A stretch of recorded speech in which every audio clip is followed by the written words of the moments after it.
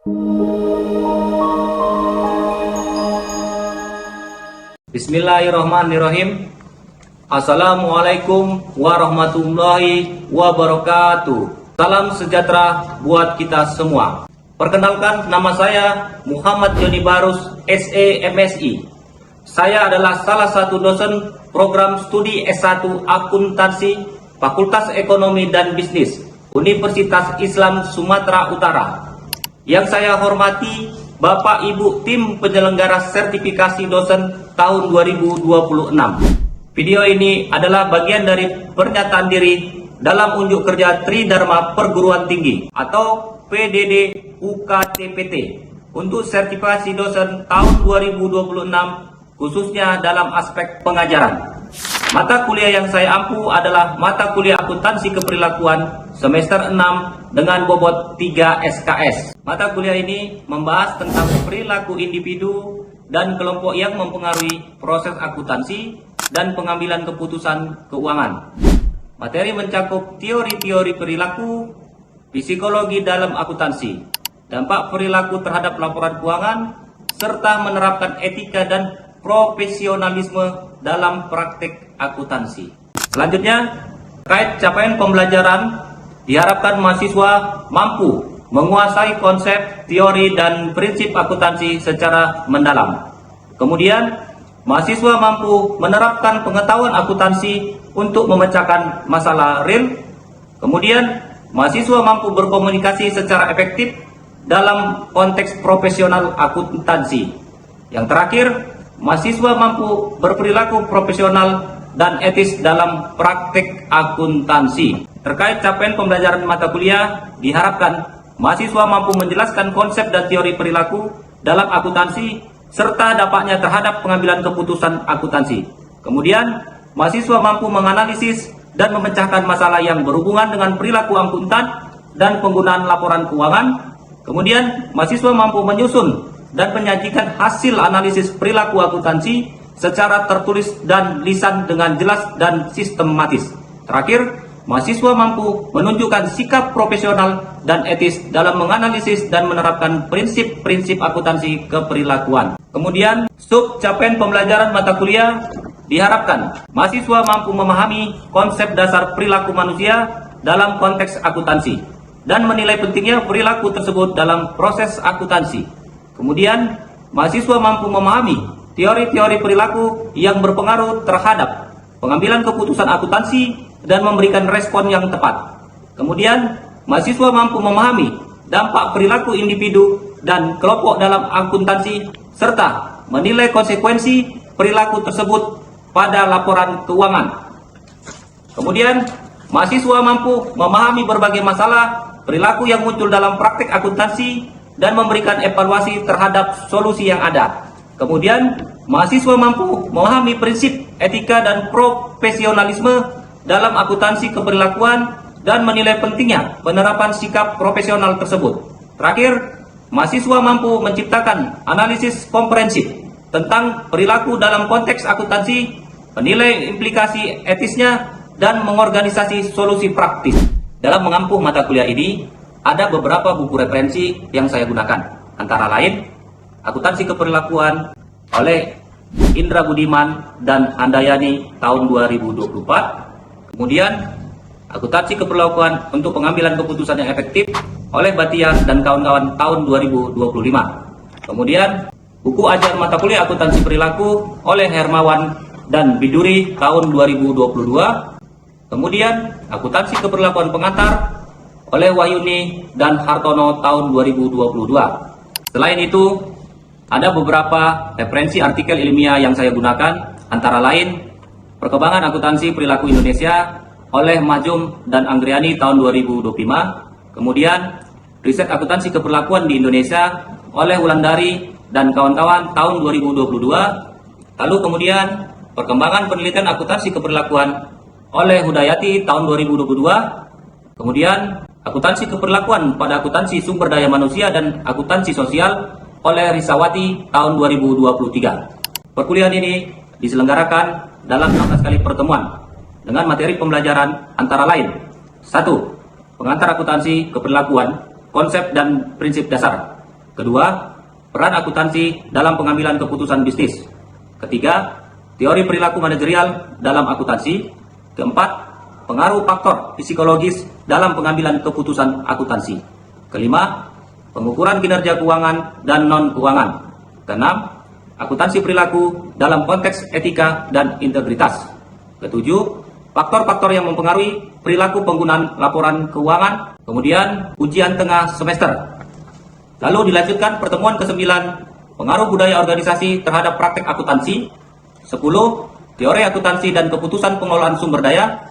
11, peran teknologi dalam perubahan perilaku akuntansi. 12, pengelolaan resiko dalam praktek akuntansi keperilakuan. 13, akuntansi untuk manajer perspektif keperilakuan. 14, konflik kepentingan dalam pengelolaan laporan keuangan. 15, penerapan akuntansi keperilakuan dalam organisasi modern. Yang terakhir 16, ujian akhir semester. Adapun bobot penilaian mata kuliah ini, yang pertama, ujian tengah semester bobotnya 20%. Yang kedua, ujian akhir semester bobotnya 40%. Yang ketiga, tugas bobotnya 30%. Yang keempat, kuis bobotnya 10%. Jadi total 100%. Metode pembelajaran yang digunakan blended learning dengan kombinasi antara pertemuan tatap muka dan diskusi daring melalui platform kami yaitu sispo.wisu.ac.id. Dalam proses pembelajaran mata kuliah ini disampaikan melalui 3 aspek, yaitu DIA, Delivery Instructions Assessment. Berikut ditampilkan proses pembelajaran di ruang kelas. Assalamualaikum warahmatullahi wabarakatuh. Waalaikumsalam warahmatullahi wabarakatuh. Alhamdulillah, marilah kita sama-sama panjatkan puja dan puji syukur atas keridhaan Allah Subhanahu wa taala, yang mana hari ini kita masih diberikan kesempatan bisa dapat berkumpul di tempat yang kita cintai. Tak lupa selawat dan salam kita hadiahkan kepada Nabi kita Nabi besar Muhammad SAW. Semoga kita mendapatkan syafaatnya di yaumul qiyamah. Amin amin ya rabbal alamin. Baik, sebelum kita mulai perkuliahan atau pertemuan kita pada hari ini, alangkah baiknya marilah sama-sama kita membacakan basmalah. Bismillahirrahmanirrahim. Oke, terima kasih adik-adik. Kita hari ini, materi kita hari ini yaitu membahas tentang apa itu konsep dan prinsip dasar di dalam pengantar akuntansi keperilakuan.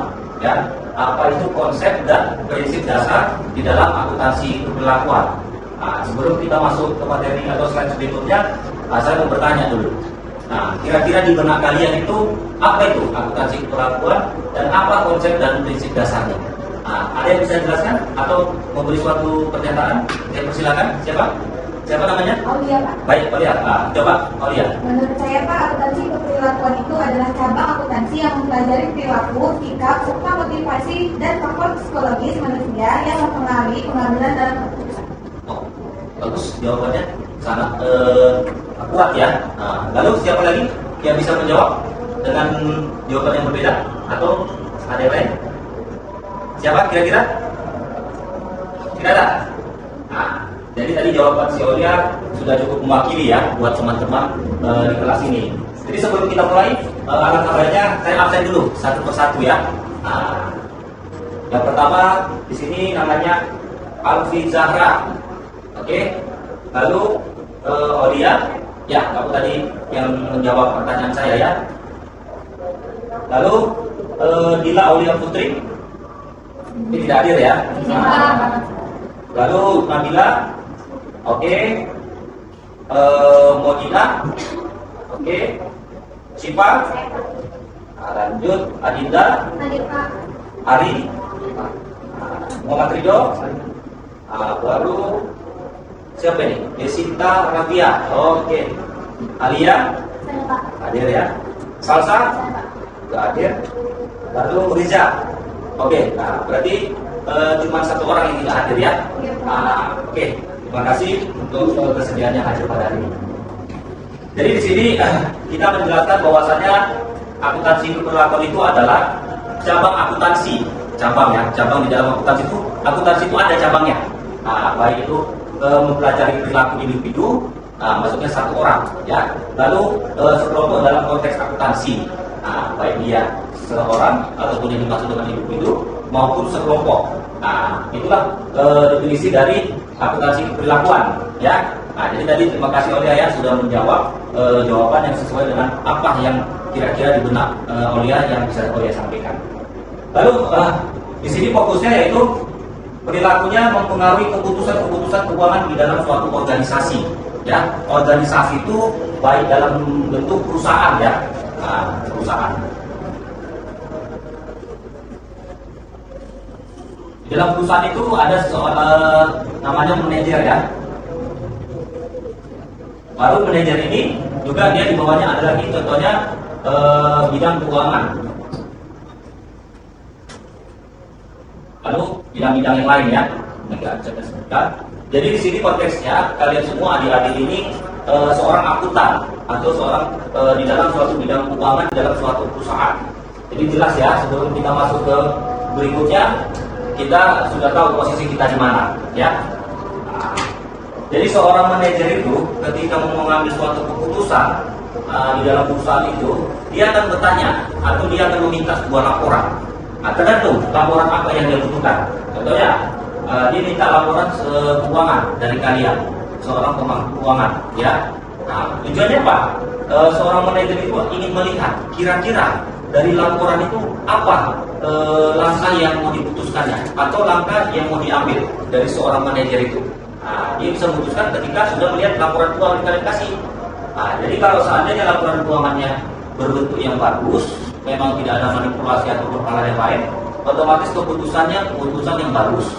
Tapi kalau ada di laporan keuangan itu yang menyeleweng ataupun ada yang tidak bagus, otomatis keputusannya masih keputusan yang tidak bagus. Jadi tergantung laporan keuangan yang kalian sajikan untuk seorang manajer di dalam mengambil suatu keputusan. Oke. Nah, lalu di sini kita membahas juga perilaku manajerial dalam akuntansi, ya.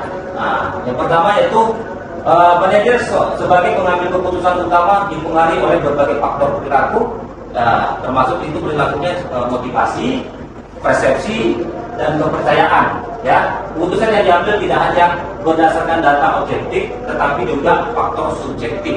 Jadi nggak bisa satu aja data itu ya. Nah, tidak bisa objektif saja atau tidak bisa subjektif saja, harus dua-dua ya. Nah, lalu pengalaman pribadi seorang manajer memainkan peran penting dalam pengambilan suatu keputusan, cenderung mengandalkan intuisi dan pengalaman masa lalu ketika menghadapi situasi yang kompleks atau tidak pasti. Nah, ada suatu hal atau kejadian di dalam perusahaan itu, kadang-kadang seorang manajer ini mengambil langkah dari sisi pengalaman. Ya, karena kalau dari sisi data ataupun apa tidak pasti. Jadi dari sisi pengalaman itulah dia mengambil suatu keputusan sendiri. Nah, itulah gunanya namanya pengalaman pribadi ya. Nah, cara manajer memandang situasi tertentu dapat mempengaruhi keputusan akuntansi mereka. Ini termasuk interpretasi mereka terhadap data keuangan dan koreksi masa depan. Dan ini akan berpengaruh kepada data keuangan mereka atau proyeksi masa depan. Masa depan itu masa depan yang akan datang, baik itu per 5 tahun ke depan ataupun 10 ke depan dan 10 tahun ke depan. Itu maksudnya. Nah, sampai sini ada pertanyaan? Jelas? Oke. Silakan. Jadi Pak, ketika di dalam suatu perusahaan, seorang keuangan harus mempunyai suatu kriteria di dalam perusahaan itu. Jadi Pak, apakah dalam perusahaan itu harus mempunyai kriteria khusus atau tidak ya Pak? Oke, ini sangat menarik ya pertanyaannya. Ada yang bisa jawab? Dari rekan-rekan temannya? Tidak ada ya? Oke. Jadi di dalam suatu perusahaan itu, ketika kita menjabati suatu posisi ataupun tempat keuangan, itu biasanya cenderung seorang keuangan itu harus dilatih. Nah, contohnya dia mengikuti pelatihan yang bersertifikat akuntansi. Nah, ya, dan saat itulah nanti mereka salah satu syarat untuk dia menjadi seorang keuangan di dalam suatu perusahaan. Di luar itu dia juga harus punya pengalaman di dalam keuangan, ya, tidak bisa ujuk-ujuk jadi pemegang keuangan dalam perusahaan, tidak bisa, ya. Nah, jadi biasanya perusahaan itu masing-masing berbeda ya. Ada perusahaan dia buat pelatihan khusus atau dia memang harus dibimbing khusus di dalam perusahaan, tergantung perusahaan itu masing-masing. Tapi yang jelas dia harus dikategorikan punya pengalaman khusus, baik itu bersertifikat ataupun non bersertifikat. Ya, oke. Siapa namanya tadi? Sipa, Pak. Gimana Sipa jawaban saya? Jelas. Oke. Oke Sipa. Next, berikutnya penerapan psikologi dalam pengambilan keputusan akuntansi. Berarti kalau kita berbicara psikologi itu berarti kejiwaan ya. Cenderung kita berbicara psikologi itu kejiwaan ya, kejiwaan seseorang. Jadi di akuntansi ini juga kejiwaan ini sangat perlu ya. Nah, karena kenapa? Ya kalau dia nggak waras kan nggak mungkin ya istilahnya jadi seorang akuntan, kan benar kan? Nah, jadi di sini ada 4 kategori dari peran psikologi dalam pengambilan suatu keputusan di dalam suatu akuntansi. Yang pertama kita berbicara cognitive bias. Di sini dijelaskan manusia sering membuat keputusan berdasarkan preferensi atau pengalaman pribadi meskipun data menunjukkan hasil yang berbeda. Nah, contohnya kalian mau pergi dari rumah ataupun dari tempat tinggal kalian menuju ke kampus. Kalian berpengalaman. Selama ini mungkin dari jalan yang seperti ini cepat, gitu ya. Nah, sementara kamu tidak tahu data yang akurat, bahwasanya kalau dari jalan itu, kalau dia di waktu pagi hari, ini tentu akan macet dan akan memakan waktu mungkin kurang lebih 10 ataupun 15 menit. Nah, ya kamu tahu, kamu berangkat dari situ selalu di jam 10 ataupun di luar jam macet. Nah, ini kan dari sisi pengalaman. Nah, jadi tujuannya apa? Di dalam mengambil keputusan itu tidak bisa kita berdasarkan pribadi aja, tapi kita harus perlu data akurat. Itulah gunanya. Data akurat itu supaya pengalaman kita dengan data yang kita sinkronkan itu bisa menjadi akurat, ya, sesuai gitu ya. Nggak bisa dengan keputusan berdasarkan preferensi atau pengalaman pribadi aja, gitu ya. Lalu yang kedua yaitu heuristik, yaitu penggunaan aturan praktis atau intuisi dalam pengambilan keputusan cepat yang dapat mempengaruhi akurasi. Kadang-kadang ada situasi memang kita harus mengambil suatu keputusan itu cepat, ya, cepat. Nah, jadi kadang-kadang karena kita mengambil keputusan itu cepat, cenderung dia yang ada salah mengambil keputusan. Oke, kita break dulu sambil menunggu ajan ya. Nah, tadi sudah kita jelaskan terkait cognitive bias, heuristik, lalu framing effect dan overconfidence ya. Nah, udah paham ya. Dan berikutnya teori agensi dalam akuntansi perlakuan. Di sini dijelaskan bahwasannya agensi berfokus pada hubungan antara prinsipal atau seorang pemilik dan agen, yaitu manajer dalam konteks akuntansi dan manajemen ya. Nah, dia ada dua oknum ya, yaitu pemilik dan seorang agen ya, ataupun seorang manajer. Nah, lalu yang berikutnya yaitu teori kontrol dalam akuntansi perlakuan, yaitu tujuannya yang pertama organisasi, yang kedua baru sistem akuntansi, lalu yang ketiga perilaku anggota dan pengukuran dan evaluasi ya. Lalu teori perilaku dalam pengukuran kinerja. Nah, di sini menerapkan penetapan standar kinerja yang jelas dan terukur, mempertimbangkan aspek perilaku karyawan. Jadi dia harus jelas bahwasanya kinerja seorang karyawan itu seperti apa, bapaknya 8 jam kerja di perusahaan, tanggung jawabnya apa, pekerjaannya yang harus dikerjakan apa, itu harus jelas. Nah, sebelum dia melakukan pekerjaannya. Nah, jadi kalau nggak dikasih tahu dulu apa pekerjaan dan tanggung jawabnya, dia nggak akan tahu apa yang langkah yang mau diperbuatnya. Nah, ini harus jelas ya. Lalu prinsip transparansi dalam akuntansi perlakuan. Nah, transparansi ini yaitu menekankan pentingnya keterbukaan dan kejujuran dalam pelaporan keuangan. Nah, di sini tidak boleh bohong ya. Jadi di sini peran penting bagi seorang akuntan itu dari sisi tingkat kejujurannya ya. Jangan nanti uang ini kadang-kadang menggoda dia kan. Nah, ini bisa diambil dari sekian ya kan. Nah, nanti amannya ini kan gitu kan, jangan ya. Nah, jadi di sini diuji tingkat kejujuran kita. Karena pada dasarnya kalau kita sudah mulai, nanti bakal kita lihat. Nah, lalu kalau kita simpan kayak mana pendapatnya, pasti suatu saat akan kecium atau ketahuan. Jadi jangan dicoba-coba ya. Lalu prinsip akuntabilitas dalam akuntansi perlakuan yaitu memastikan setiap individu bertanggung jawab atas tindakan mereka dalam pengelolaan keuangan. Jadi di sini kalau ada terjadi sesuatu, kalian harus bertanggung jawab. baik itu yang sering terjadi. Ada yang tahu apa yang sering terjadi biasanya di perusahaan ataupun di kalangan pejabat atau apa? Korupsi. Jadi kalau terjadi korupsi, sering tanggung jawab, tergantung sanksi dari perusahaan. Apakah ganti rugi atau sanksi hukum? Nah, itu tergantung perusahaan. Jadi jangan coba-coba, ya. Lalu prinsip keadilan dalam akuntansi perlakuan, yaitu akuntansi perlakuan menekankan perlunya memastikan bahwa kebijakan dan keputusan yang diambil adil bagi semua pihak yang terlibat dalam organisasi. Jadi jangan pula karena kita ada teman, ada keluarga, ada tetangga, kebijakan ini salah ambil ya, karena ada kedekatan atau ada kekeluargaan ataupun hal-hal yang lain, tidak boleh ya. Jadi harus betul-betul di sini bijak dan transparansi ya dalam pengambilan suatu keputusan yang adil ya. Tidak boleh asal-asal karena ada hal-hal yang lain ya.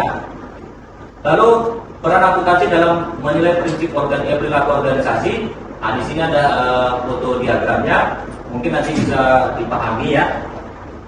Lalu dari sisi budaya, dari sisi budaya juga ada. Yang pertama yaitu high performance, yaitu budaya menekankan kinerja tinggi cenderung fokus pada pengukuran keuangan yang ketat. Ada seperti itu perusahaan. Budayanya cenderung fokus pada pengukuran keuangan yang ketat, gitu ya. Jadi contohnya kalau meminta sesuatu, pengajuannya harus dari sini dulu, harus proses ini dulu, baru pada akhirnya baru di ACC ataupun di OK kan. Ini budaya perusahaan, tergantung perusahaannya. Ada dia budayanya nggak terlalu seperti itu. Contohnya langsung bypass saja pun mengajukan bisa langsung di follow up atau diambil putusan. Tergantung ya. Ada juga kolaboratif, inovatif dan konservatif. Ini salah satu poin pengaruh budaya organisasi terhadap akuntansi. Next berikutnya yaitu implikasi praktik akuntansi perlakuan untuk manajer. Yang pertama yaitu pemahaman perilaku. Manajer harus memahami bagaimana perilaku manusia dalam organisasi dapat mempengaruhi penyusunan laporan keuangan dalam pengambilan keputusan bisnis. Manajer ini harus paham perilaku anggotanya. Kepala bidang ini kayak mana perilakunya, bidang ini SDM kayak mana, bidang keuangan kayak mana, dan bidang-bidang lain dia harus paham kayak mana perilaku bawahannya. Dari perilaku itulah dia bisa mengambil kesimpulan. Ya, kalau kalian kan paham, kalau sudah saling kenal kalian paham kan, ini bangsanya Pak Prajo, ya kan? Ini bangsanya harus diangkat tanda dulu, ya kan? Ada seperti itu kan? Ini ada bangsanya kaya, nggak terbuka, ikut jorok-jorok pun nggak bunyi tiba-tiba. Tergantung, ya. Ada yang bangsanya tipikalnya nggak ditanya pun ngomong dia, ya kan? Oh saya begini ya, tergantung ya. Jadi seorang manajer itu akan memahami bagaimana kondisi ataupun perilaku seorang bawahannya, gitu ya. Next, evaluasi kebijakan dan prosedur akuntansi, yaitu mengevaluasi kebijakan dan prosedur akuntansi yang ada untuk menilai efektivitasnya dalam mendorong perilaku yang diinginkan. Jadi kadang-kadang perlu evaluasi, setiap kerjaan itu perlu evaluasi. Kira-kira prosedur yang diterapkan selama ini seperti apa? Apa hasilnya? Itu kan gunanya evaluasi. Jadi kalau tidak signifikan, bahkan ada masukan-masukan yang lain bisa dimasukkan di dalam evaluasi tadi. Itu perlu ya. Lalu penerapan dalam kebijakan bonus berbasis kinerja. Yang pertama itu menyelaraskan kinerja individu dengan tujuan perusahaan. Kita harus tahu dulu visi-visi perusahaan, baru kita selaraskan ya. Lalu menetapkan metrik yang jelas dan terukur, merancang sistem bonus yang adil dan motivatif, dan melakukan evaluasi yang penyesuaian sistem secara berkala. Merancang sistem bonus yang adil ini maksudnya jikalau seorang pekerja ketika lembur ataupun ketika menyelesaikan suatu pekerjaan dan targetnya apa kira-kira rewardnya yang akan diberikan. Ini perlu jelas juga. Ya, jangan disuruh kerja-kerja aja, target-target aja, tapi nggak ada rewardnya, nggak boleh. Ya. Penerapan dalam anggaran dan distribusi sumber daya. Di sini ada partisipasi anggaran, alokasi sumber daya, dan evaluasi kinerja. Lalu tantangan dalam implementasi akuntansi perlakuan ada 4 poin, nanti dibaca. Masa depan akuntansi perlakuan, itu ada integrasi teknologi, pendekatan holistik, etika dan keberlanjutan, lalu personalisasi. Lalu kesimpulan terakhir ya. Jadi di sini disimpulkan bahwasannya yang pertama pemahaman komprehensif, yaitu akuntansi keperilakuan memberikan pemahaman yang lebih komprehensif tentang bagaimana faktor manusia mempengaruhi praktek akuntansi dan pengambilan keputusan keuangan. Jadi kalian seorang manusia atau individu ya, kalian sangat berpengaruh dalam praktek akuntansi. Kalau yang kamu buat tidak baik, berarti hasilnya tidak baik ya. Lalu peningkatan efektivitas. Dengan mempertimbangkan aspek perilaku organisasi, dapat meningkatkan aktivitas sistem akuntansi dan kontrol manajemen mereka. Ini contohnya maksudnya meningkatkan aktivitas di dalam suatu perusahaan ya, kontrol ya. Lalu integrasi faktor perilaku dalam akuntansi memungkinkan pengambilan keputusan yang lebih baik dan lebih selaras dalam tujuan organisasi. Tujuannya dalam pengambilan keputusan seperti yang saya sampaikan tadi ya. Jadi nggak asal-asal aja ya. Dari semua yang kita simpulkan tadi itulah tujuannya. Yang terakhir, akuntansi keperluan mendorong organisasi untuk terus beradaptasi dan berkembang dalam menghadapi kompetitif lingkungan bisnis modern. Ya, itu tantangannya ke depan. Oke, cukup penjelasan saya. Di sini intinya akuntansi keperluan tadi sama-sama kita pahami ya. Jadi seorang akuntan itu bukan berbicara bagaimana kalian berhitung atau membuat suatu laporan keuangan. Tapi di sini kalian salah satu pemberi pengambilan suatu keputusan di dalam suatu perusahaan. Jadi laporan yang kalian buat itu sangat tergantung bagaimana seorang manajer mengambil suatu keputusan. Jadi cobalah ditekankan dimanapun nanti kalian bekerja, usahakan tanamkan rasa jujur dan etika yang baik di dalam perilaku akuntansi. Itu harapan saya ke depannya. Mudah-mudahan kedepannya kalian berhasil semua menjadi seorang akuntan yang bagus dan jujur dan profesional. Baik, untuk pertemuan berikutnya sebelumnya saya akan membagikan kelompok. Mungkin di sesi-sesi berikut saya akan berbicara terkait tentang bagaimana kalian mempresentasikan di dalam suatu perusahaan selaku seorang akuntan. Jadi di sini kemungkinan saya hitung ada sekitar 1, 2, 3, 4, 5, 12, 13. Berarti saya bagi kelompok 3 kelompok ya. Mungkin ada yang 5 ya. Nanti kalian boleh pilih temannya masing-masing. Next untuk pertemuan berikutnya, ketika nanti ada saya minta per kelompok sudah tahu mana teman-teman. Baik, terima kasih untuk pertemuan kita pada hari ini. Sebelum saya akhiri, sebelum saya undur diri, saya mohon maaf jikalau ada kesalahan dalam penyampaian saya yang kurang berkenan di mata adik-adik semua. Saya mohon maaf, kepada umur saya mohon ampun. Saya akhiri, billahi taufiq wal hidayah. Assalamualaikum warahmatullahi wabarakatuh. Waalaikumsalam warahmatullahi wabarakatuh.